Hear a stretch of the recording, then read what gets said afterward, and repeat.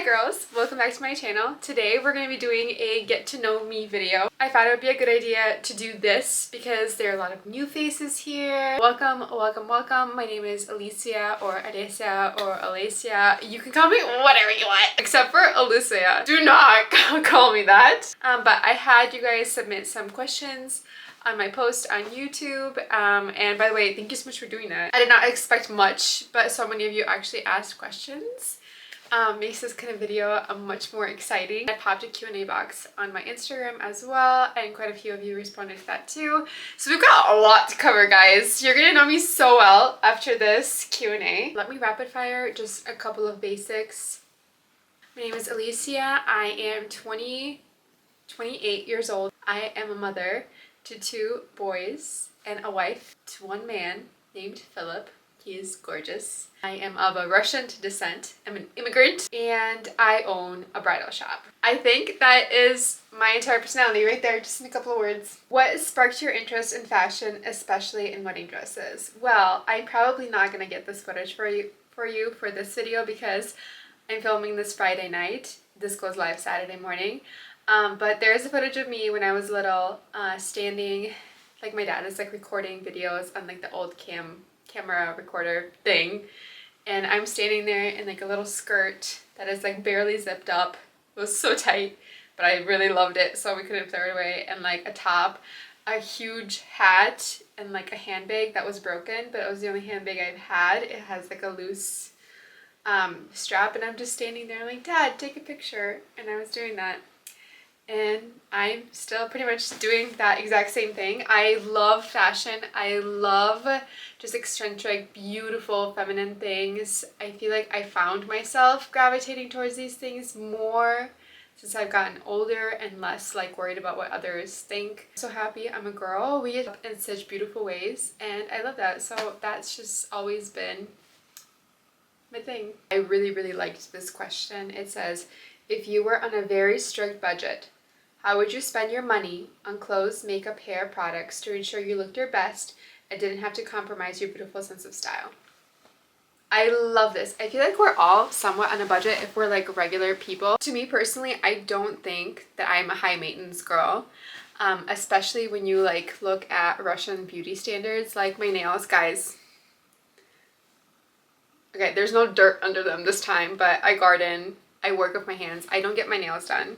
I think having your nails done is beautiful. It makes you feel more feminine, but I just can't work with my nails being done. And I just can't justify the cost, and I can't justify the time it takes to get your nails done, so I don't do that. I get my hair done once a year, like coloring wise. So there's that. Getting your hair done is very expensive in America, so I am more high maintenance when it comes to quality hair care. I'm now on like a skincare journey, so I did invest in that. I had a few friends that moved from Russia and they were asking me, okay, where's your nail lady? Where's your wax lady? Where's your this? Where do you get your Botox? Where do you get this? And I'm like, girls, all that costs so much money here. It's almost like a culture shock for them because in Europe, beauty things, beauty treatments don't cost as much as they do here. Here, it's absolutely a luxury. There, it's fairly accessible to really anyone who has like a medium income. I think what I spend my money most on is clothing. Yeah, clothing. It's my kryptonite, guys. I can't help it. Philip knew who he married. He did. It's in our vows. How do you balance work and home life? Do you homeschool? I do not homeschool. I feel like if I was a stay-at-home mom, I may have considered doing homeschool, but I can't give 100% of myself to my kids when I'm staying home with them because I'm simultaneously working. So my oldest, he's turning 6. He's in full-time school. My youngest, he's 3. He stays at home with me. He gets watched once a week by my mother-in-law. Otherwise, we just make it work because kids care is so expensive, and I don't want to send him to childcare. I'm just a little weary about that, so I'm very blessed to be able to try and juggle having them at home. So like all of my kids, I've had the privilege to stay home with them while simultaneously running my business. I wouldn't say I'm a stay-at-home mom. I would love that, but I do work at the same time that I watch them. Does that make sense? But Ruslanchik has 1 more year with me, like literally this upcoming year, and then he's going to school. That's pretty crazy. That's pretty crazy. I did my part. Okay, let's dive into work a little bit. I'll talk about that. If you don't really care about bridal shop stuff, you can go ahead and skip to this number. But I just kind of wanted to, because there's tons of questions about it, so I just wanted to answer some things. I started my business, my bridal shop, My Darling Bridal, when I was 21. I know. Nowhere near qualified to do that, okay? I get it. It's God, not me, okay? I've been doing the business. It's turning 7 in a week. So I've been doing it for 7 years. I'm 28, 21 plus 7, 28, you know? And guys, I get this question all the time. How do I open up a shop? Or how did you open up a bridal shop when you were this young? I couldn't have done it without help. That's impossible, okay? My parents helped me. My in-laws helped me. My husband, remember like the handsome guy I mentioned in the beginning of this video? Yeah, he helped me. It's impossible to do it on your own when you're so young. Like, what bank is going to give you a loan? Tell me. I need to know. You have like barely any credit history. You have barely any work history, right? Maybe you have some sort of cushion fund that your past couple of years working on. I started working when I was like, what, 15? Spent all that on candy. So like, I really didn't have anything saved up. I paid for college. So like, it was just, I didn't have much to give other than the idea. I was very passionate about it. I used to work in bridal all through high school and part of college.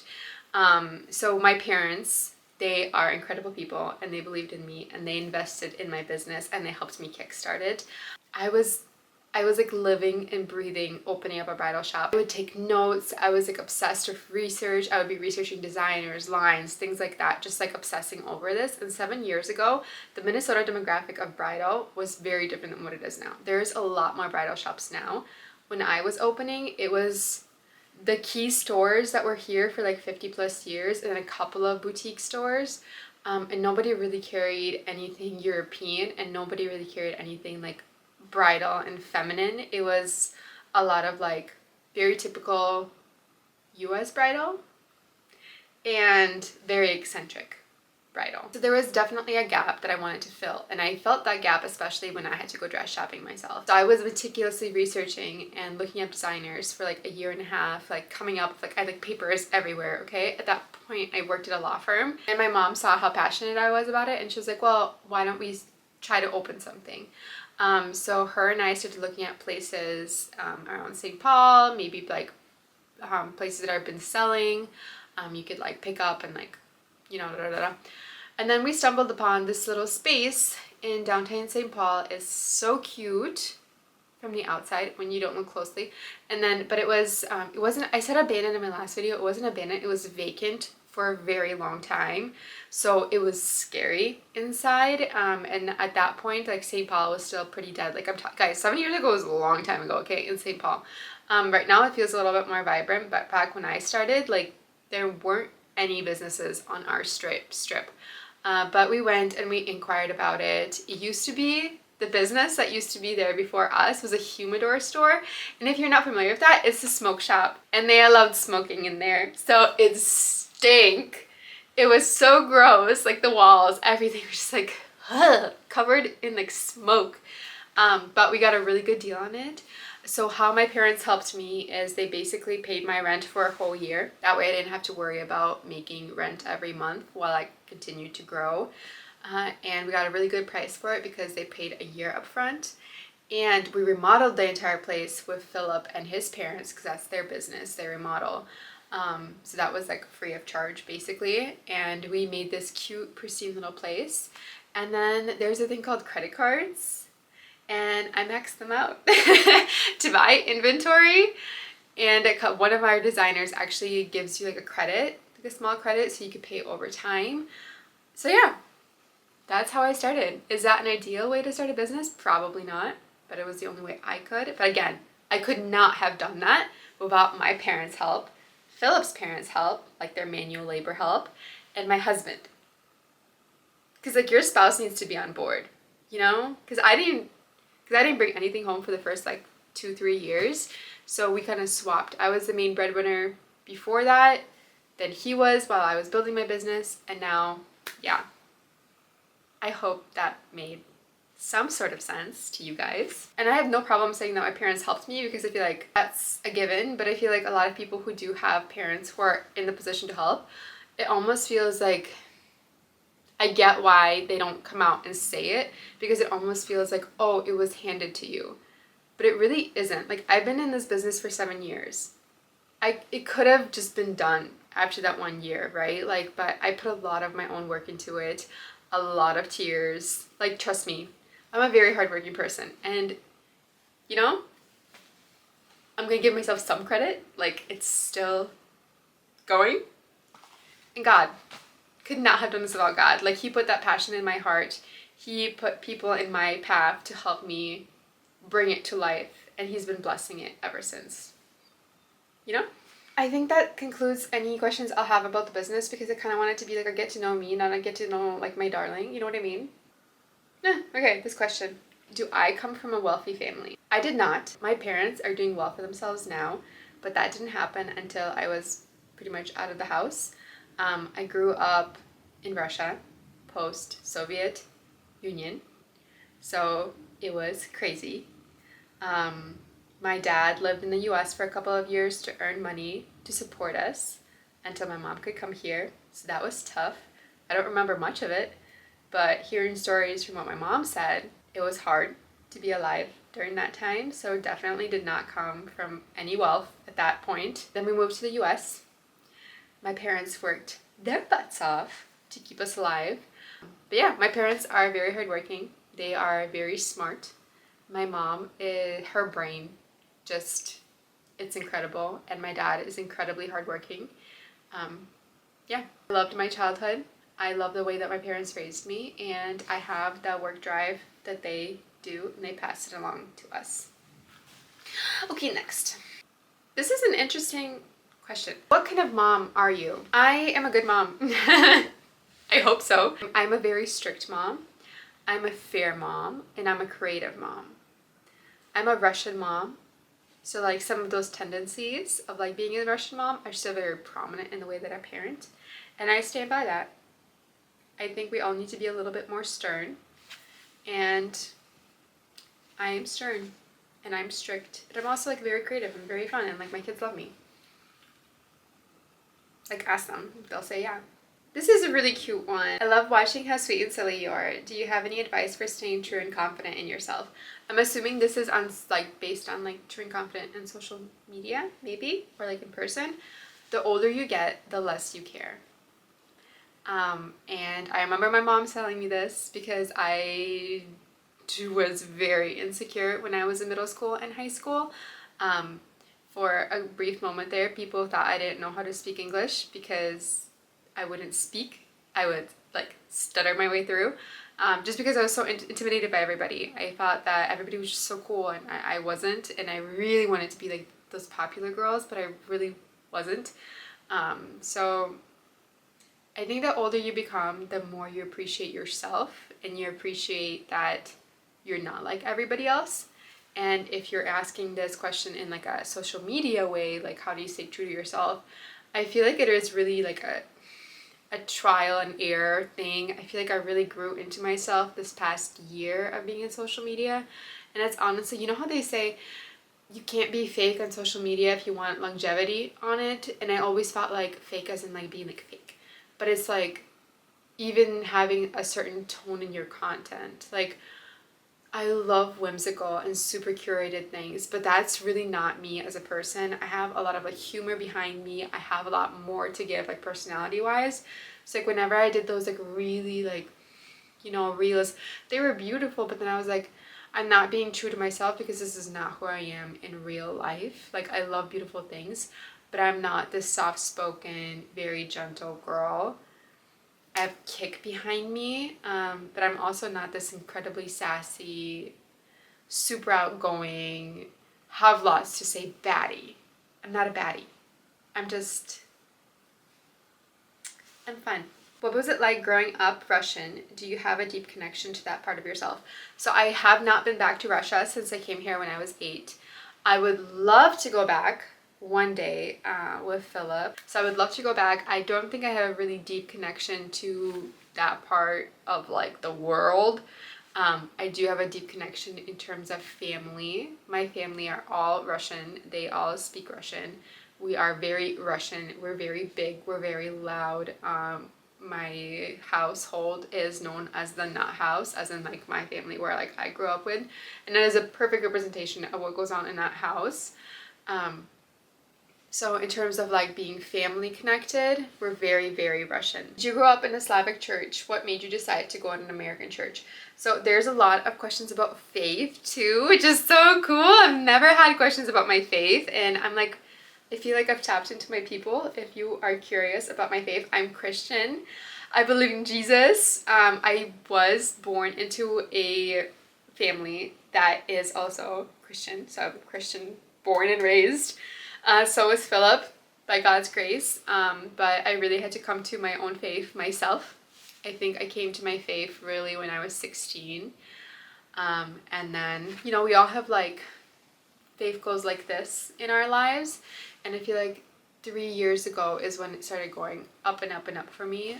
We found a wonderful church, started being connected in the church. I feel like my frontal lobe developed, so I started understanding things a little bit more as an adult. So yeah, but I was raised in a Russian Slavic church, and we started going to an American church the year we got married with Philip, because his Russian sucked. But his Russian is so much better now because he speaks Russian at work. But yeah, we kind of moved out of there. We just needed something else. And then we just wound up to be at our current church. Same values, same beliefs, just American English. You have sisters. I love the grace and femininity that you effortlessly portray.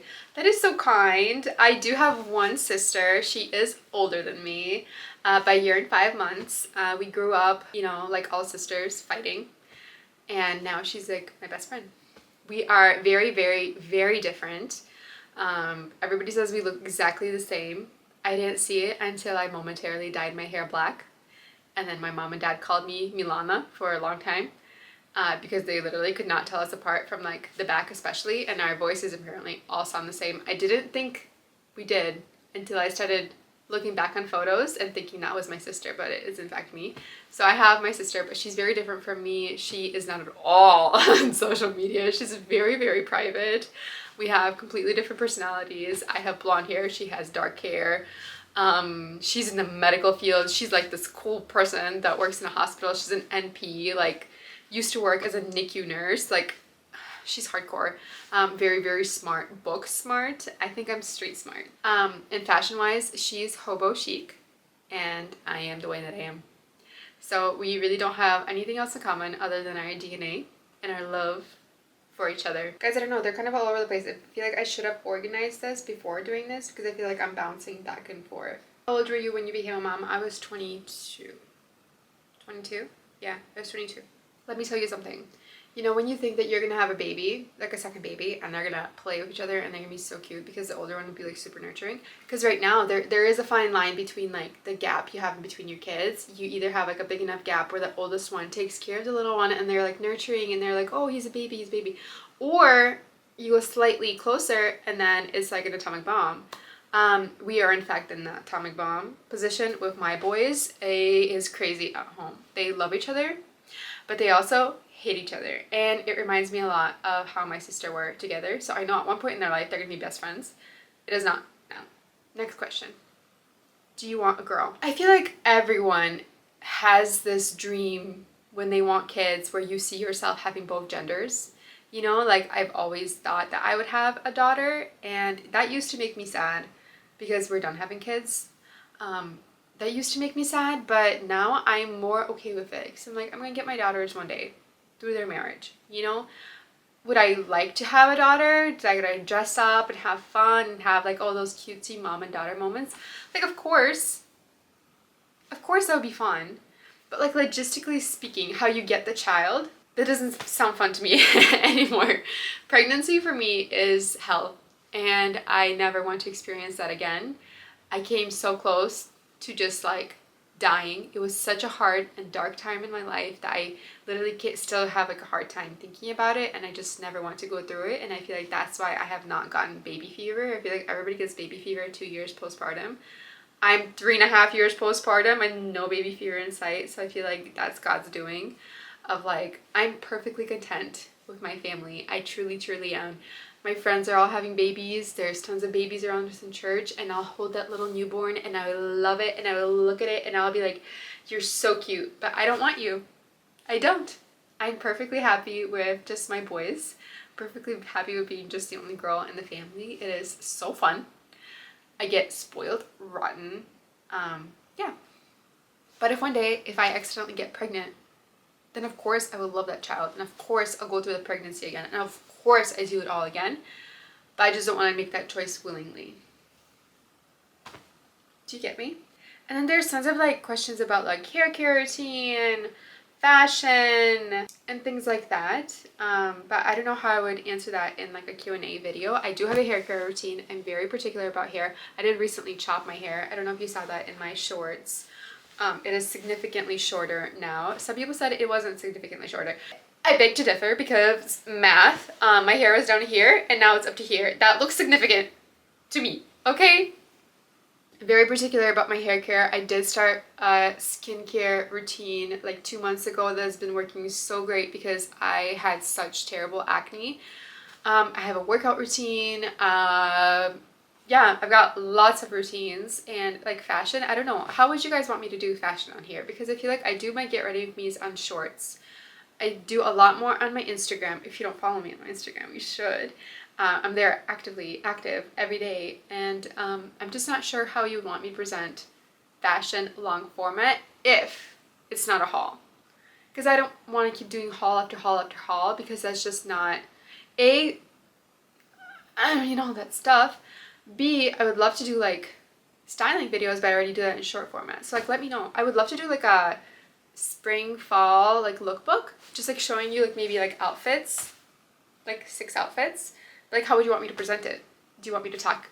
Do you want me to like just, show? Like, how would you want me to do it? Because I can do it however you want to do it, however you want to watch. I'll do it. Alright guys, I think this concludes our Get to Know Me Q&A video. I hope you enjoyed it. I think we may know each other a little bit more now. I know quite a few of you here on YouTube are brand spanking new. So hello, it's a great time to join because I actually know what I'm doing. I post videos every single Saturday morning. I usually try to get it up by 7:45 a.m. See you next week.